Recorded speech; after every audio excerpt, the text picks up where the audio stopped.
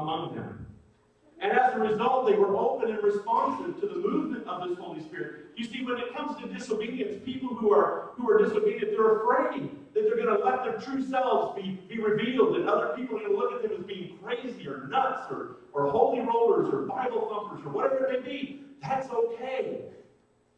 Let your true self come out. Let the Holy Spirit move you and be responsive to the will of God in your life. Could it be that our world is waiting for people who are willing to turn God loose in their lives instead of holding him back, crunching him down, suppressing his Spirit in your life? There's churches out there that get extremely emotional. And I'm not saying that we need to rely on emotion only. Okay, there's some churches out there that for whatever reason, that's all they do is get emotional, and the next week is like, oh, they're all down because they spent all their emotion last Sunday. What I'm saying is it needs to be genuine, it needs to be real, but at the same time, we need to be careful we don't suppress it in such a way that we limit God's outflowing, God's personality to come through us. We're supposed to be channels through which God works and moves in our world. And I believe with all my heart, the world is looking to godly people, obedient people, who they see in us the very working of God, just as they saw in those believers on the day of Pentecost. And they stood out there and preached what God had done in their life and what the people had done to Jesus, and in return sought to save them from their sins, save them from the fact that they had crucified him. And lo and behold, people responded in a marvelous way because of what they saw in people's lives. Because of what they heard them speak. And so it was not just an emotional time, like no one had ever experienced before. I mean, we all experience emotional time, but this was a powerful moment in which the Spirit of God moved. And no, it wasn't just an emotional time, it was a mystical experience. I'm not talking about voodoo or witchcraft or anything like that. When I speak of mystical, I speak in terms of things that, for whatever reason, have you ever experienced something that you could not explain? There was just no other way to explain it except God moved. I have been so blessed in my life to experience many times like that with various people, whether it be in times of prayer, whether it be in times of helping people to grow or to see light bulbs come on. That's why I love the one-on-one discipleship kind of stuff, because as you watch people grow, light bulbs come on, and you watch their faces just turn from anxiousness to trusting and from fearful to faithful. It's just amazing to watch.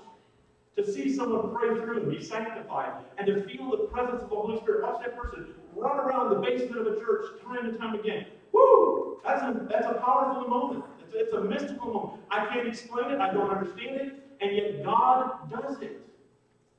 And there's times in our life when those things happen. Some things just can't be explained. They can't be understood. Who knew that the Holy Spirit was going to come in this way on the day of Pentecost and fill the believers' lives with cloven tongues of fire and languages and just this mighty rushing wind? No one could explain it, and yet it was happening right there in their midst. It's pretty amazing when we see how God moves in our lives in that way. In verse 6, we read how those present understood their own languages, the words of the disciples. It says, how is it these Galileans can speak? And we don't know the miracle, the mystical of it all, was the fact that the disciples were the believers in the upper room who'd been filled with the Holy Spirit. We don't know if they walked out on the porch or out on the steps of that place where they were staying. We don't know if they walked out and spoke in their own language, and the mystical of it is God translated that language to where people could hear in their own language. We don't know if they actually took people who had never studied that language before, gave them that language, and they preached that language to the people that needed to hear it. Either way, it's a miracle. Either way, it's something we can't explain. It's something we don't understand. We don't know how it happens. And yet, the Scripture tells us it's the Holy Spirit who makes it happen when it does happen. It's something that I can't sit there and babble and babble and babble at an altar of prayer and suddenly stand up and say, whoa, I got the gift of languages. No, that's not the way it works. The Holy Spirit wants me to have it, he'll give it to me. If he doesn't want me to have it, then I won't have it. And when I'm in the midst of a bunch of English-speaking people, what do I need it for anyway? He's already given me a language to communicate the truth to you who understand it. Well, some of you may not understand my Michigan dialect or my Michigan. Everywhere I go, everybody says, "You're not from here, are you?" Because they know that my accent is very different from a West Virginia accent. What's really amazing is that even though it's mystical, even though it's things we don't understand, experiences we can't explain, obedient people, when we're obedient, we enjoy the workings of God in our life. We enjoy that. We enjoy those moments when God comes in a powerful way and touches our lives in ways that no other way could it happen if it weren't for God involved in our life. And you have to think about this. Whenever God moves anyway, isn't there always some kind of mystery involved? I mean, whenever God moves, isn't there always just some kind of unknown that for whatever reason we weren't expecting and we weren't looking forward to, and God just moves in a marvelous way? In Job chapter 5, verse 9, we read, God performs wonders that cannot be fathomed. And if you needed to know the truth about that, just ask Jonah. Because Jonah knew all about God working in his life and doing tremendous wonders that just couldn't be fathomed. Especially being swallowed by a large fish and then spewed up on a beach in order to go tell a sinful city that they were going to die unless they repented. And he didn't want to see that because he hated the Ninevites. You see, the Israelites didn't understand why God allowed Jericho to be destroyed. There's some things in our lives that happen we don't always understand why God allowed that thing to happen. However, in the midst of it all, if we continue to remain obedient, continue to remain faithful, continue to trust and wait upon God, even those experiences can become unforgettable and can become moments of bonding together with family and friends and the church. It was not only an emotional experience, it was not only a mystical experience, but it was a moment in which they all melted together as one. Up until this point, many of those that probably gathered in that upper room had their own ideas as to how things ought to be done. But in this one moment, in Acts chapter 2, verses 1 through 11, when the Holy Spirit came, these obedient people were blended together in a special way for one purpose, and that was to communicate the gospel of Jesus Christ. To tell them about the saving knowledge of Jesus, that he came not to condemn, but to save them from their sins. Even though they had crucified him, he wasn't there to punish them. He was there to save them from their sins. I believe obedient people are so focused on their relationship with God, it allows us to easily relate to one another. The problem when we don't relate to one another, when we can't get along, is because typically we've probably taken our focus off of God and realized he's no longer the center of the relationship. Whether that be a marriage, whether that be a father and son, a mom and a daughter, a mom and a son, a father and a daughter, whatever it may be, when we kick God out of the equation, suddenly those experiences no longer bring us together. Same kind of experiences, it's just no longer Christ as the center, and for whatever reason, it doesn't bring us together, it drives us apart. They experienced a wonderful fellowship there in that upper room. And because of that, they fell in love not only with one another, they fell in love with those who had sinned against God and wanted to see them come to know Jesus Christ as Lord and Savior. And as a result of their speaking the truth, as a result of their proclaiming the truth, preaching the Word of God, a movement was born in the world. And that movement was started by obedient people, a movement that changed and altered the entire world. It was the birthday. Pentecost was the birthday of the church. And as we see from the numbers, it grew dramatically. It spread throughout the Middle East, it spread throughout the world, and right now is encompassed in every nation, every country, every possible continent you can think of throughout the world. The church has not only grew dramatically on that day, it says 3,000 came to be saved, and many more thereafter, but also today, multitudes, millions and millions have come to know Jesus Christ as Lord and Savior because of the church that was born on the day of Pentecost. This movement was powerful. Look at verses 43 and 46 through 47.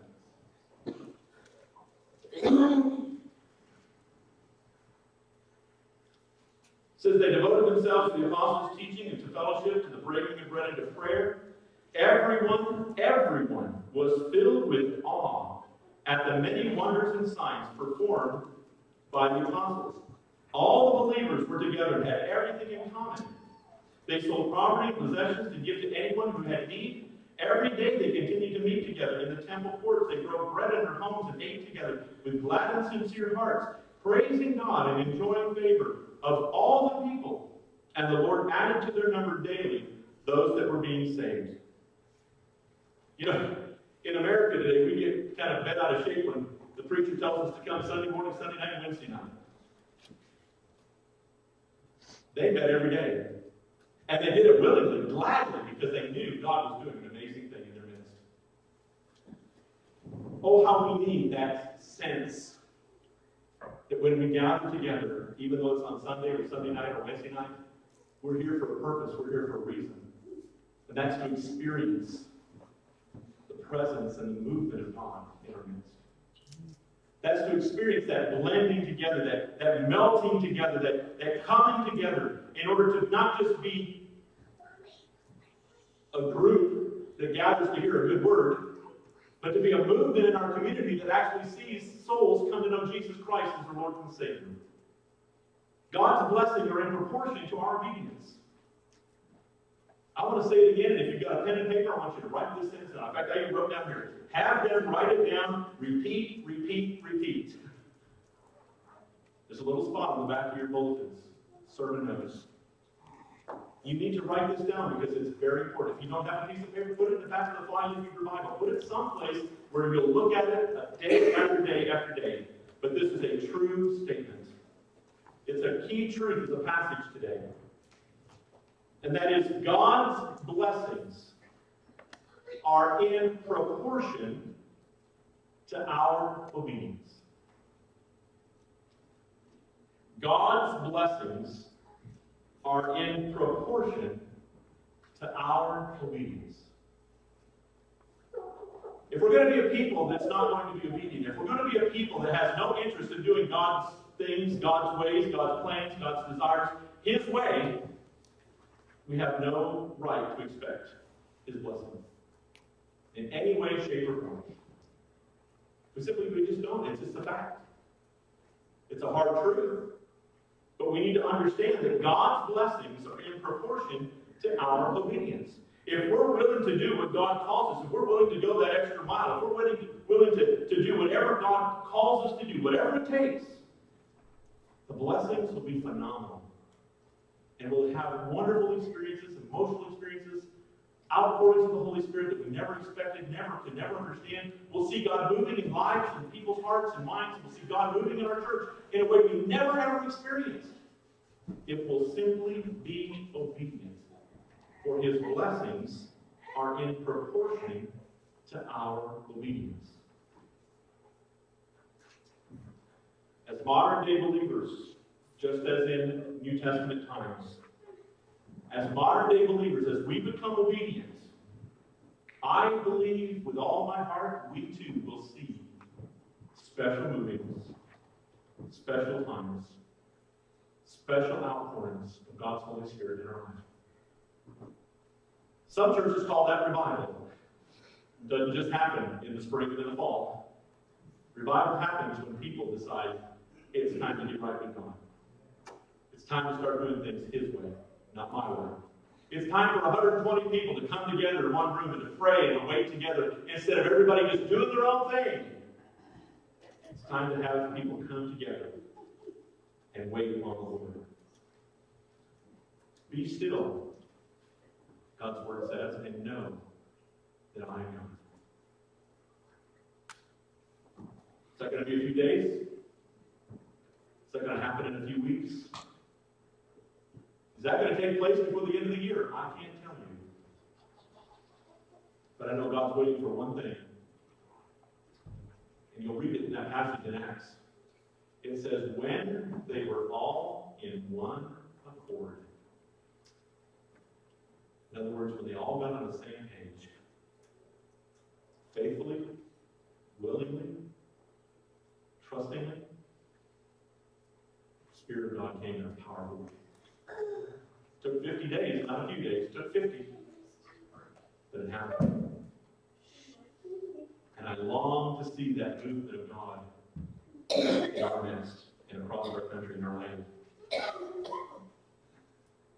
Having said all of this, there's a couple of things in conclusion you need to remember. And if you still have your pens out, it's important you write this down. Obedience does not always lead us down a road that is comfortable. Obedience does not always lead us down a road that is comfortable. Sometimes that path can be rocky. Sometimes that path can be scary. Sometimes that path won't make sense. Sometimes it will seem completely illogical to what everything we know to be true is true. But then God doesn't do things our way, does He? There's a way that seemeth right unto a man, but in the end leads to destruction. Lean not into your own understanding, but in all your ways acknowledge Him, because His ways are right. Our ways lead to destruction. Obedience does not always lead us down a comfortable path. And so when things get uncomfortable for us as a church, when things get uncomfortable for us as we lean upon the Lord, as things become uncomfortable for us as we strive to become one in the Lord, don't panic. Don't lose heart. Don't walk away. Don't give up. Stick together. Because what always happens is, it's what we learned in our pastor's thing, is that you have the promise, and then you have the work that has to be done. You have the obedience that has to take place. And what happens is people aren't willing to wait through all of that to see the fulfillment, to see the outcome. What they do is they get to the working of it, and they see that things aren't working the way they want it to work, and so they give up and they start over again with the promise. And it just becomes this perpetual cycle. Over and over and over again. See a lot of preachers leaving churches thinking that there's greener grass on the other side of the fence. What's happened is they're caught up in that perpetual thing. They start out with great things get tough, they leave. They never ever stick it through to see the outcome of God's work in their midst. Church people do the same thing. Well, that church isn't meeting my needs. That church isn't feeding me. That church isn't doing this. That church isn't doing that. This church isn't doing the way things I think ought to be done. We're not on the same page, are we? Because we're looking for what we want to have done instead of waiting upon the Lord to show us what He wants to do with us together as one. And so what happens is people bail, people leave, people chuck this, that, and the thing. Never sticking it through to see the outcome of the Lord, the outpouring of the Holy Spirit, and what God wants to do. So obedience doesn't always lead us down a comfortable road. Secondly, obedient people have special experiences about which only others can dream. Obedient people have special experiences that only others can dream about. How long has it been since you've experienced a moving of God in your life, where you knew that you knew that you knew, had it not been for God, would have happened? How long has it been since we've seen people get saved and sanctified at our altars? How long has it been since you knew God called you to a certain area, a certain place, a certain spot, a certain task, a certain gift? And fulfilling that, saw God move in a powerful way. You see, obedient people have special experiences about which only others dream. We don't wait long enough. We don't take time to pray long enough. We don't pray hard enough. We get impatient and we move on before we ever see God's plan fulfilled. And thirdly, I believe with all of my heart, God is looking for some people. There's no way I'll ever get everyone in this room on the same page as a pastor. It just isn't going to happen. But God is looking for some people who are willing to say, count me in. I want to see God move in our midst. I I want to take the time to pray. I want to take the time to fast. I want to take the time to do whatever it takes to see this community come to know Jesus Christ as Lord and Savior. God is looking for some people. Doesn't need many. He just needs a few obedient people. And if you look back in the New Testament, we see where a group of 12 changed the entire world. A group of 120 transformed the world. But some people who are willing to allow him to have his way in their lives. When I was overseas in Japan, and I'll close with this illustration. When I was overseas in Japan, I went out to the overseas Christian servicemen centers all the time. And I knew I didn't want to hang out in the bars and the taverns and things like that around Marines. That all I wanted to do was get drunk and do things I shouldn't be doing. But I met up with this one missionary, and he was by himself. He took me all over Japan in various mission churches, and I didn't understand the language. I didn't understand what they were doing, but man, I couldn't help but admire this man and the work that he was doing. And as I got to know him a little better over the course of the year that I was there, it was really fascinating that he had a family, a wife and 5 daughters, and they were all dead. And he told me this story. He said, we had been thinking about traveling up and down the coast, going to various mission points. He wasn't Nazarene, by the way. He was an independent missionary. But we were going to use this boat to travel up and down. And so one day we thought, hey, this would be a great boat to buy. And we got a hold of the salesman, and he took us out in the boat. It was fall weather. Water was really cold. He said but we thought everything would be okay. We're just going to take it for a test drive. And apparently the guy got behind the wheel and began driving a little recklessly, and he flipped the boat in the cold water. He was the only one surviving. The driver died, his wife died, his 4 daughters. And yet here he is in Japan, not understanding why God allowed that to happen, continuing to be obedient to the call upon his life, to go to these little churches up in the mountains, where there may be 2, 3, 4, 6 people come, walking in, taking off their shoes, kneeling, having a time of worship. We went to church after church after church. He'd take me on a train, one of the bullet trains. We'd go hundreds of miles north of Japan just to walk up these trails in the mountains and go to these tiny little churches that were no more than 12 by 12. That's all they were. They weren't buildings like what we have today. They were just little tiny churches. And people would walk for miles to come. And here was this man who lost his family. He had every reason to say, I quit, I give up, God is unfair. And yet he remained obedient. Because he believed that in the scheme of things, God had a plan. And who knows how many seeds he planted in the hearts of Japanese people back in the early 70s, late 70s, 1978. Who knows how many seeds of faith he planted in the hearts of Japanese men and women and children that today are reaping huge rewards because of his willingness to be obedient to God's command. Got to wait it out. Got to stick through it. Got to stick together. God calls us to be obedient. And sometimes he says we're obedient. It's the hardest thing for us to do. But I believe with all my heart God has something special in store if we'll be obedient. And we're going to see some amazing things happen if we remain faithful. And what amazing things can be done when we work together instead of working individually. Amen? Amen. Amen. Would you stand for me this morning? In your bulletins, there's a closing song. It's on page 297 in your hymnal, Cleanse Me. I encourage you to sing these words as a prayer. If there's anything that needs to be cleansed, just like those 120 had been praying for up in the upper room in Pentecost came, let it happen to you today as God moves in our midst, as I know he's here. 297.